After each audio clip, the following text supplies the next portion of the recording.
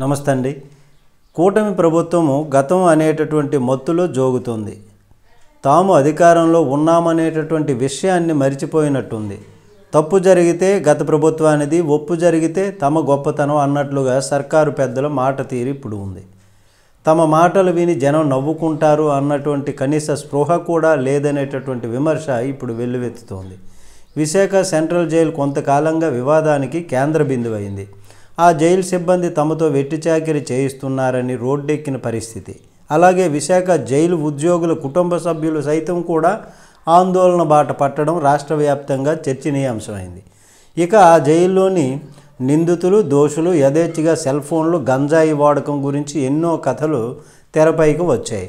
ఈ నేపథ్యంలోనే అదే ప్రాంతం నుంచి హోంశాఖ మంత్రిగా ప్రాతినిధ్యం వహిస్తున్నటువంటి వంగలపూడి అనిత గారు ఎట్టకేలకు ఆదివారం విశాఖ సెంట్రల్ జైలును సందర్శించారు. అనంతరం ఆమె మీడియాతో మాట్లాడుతూ గత ప్రభుత్వం తప్పిదాల వల్ల విశాఖ సెంట్రల్ జైల్లో గంజాయి సరఫరా లాంటి మత్తు పదార్థాలను వాడే పరిస్థితి ఏర్పడింది అన్నారు. జైల్లో సెల్ ఫోన్లు బయటపడ్డాయి అన్నారు.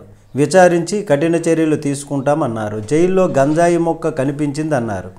గత 5 ఏళ్లలో సెంట్రల్ జైలును విజిట్ చేసినటువంటి దాఖలాలు లేవని అనిత విమర్శించారు. అలాగే విశాఖ సెంట్రల్ జైల్లో గంజాయి, సెల్ ఫోన్లు వాడకుండా చేయడానికి తమ ప్రభుత్వానికి 7 నెలల సమయం సరిపోదా అని హోంశాఖ మంత్రి అనిత గారు తనను తాను ప్రశ్నించుకోవాల్సినటువంటి అవసరం ఉంటుంది.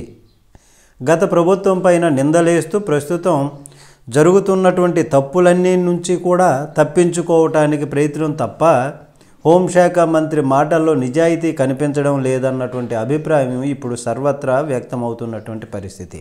నమస్తే.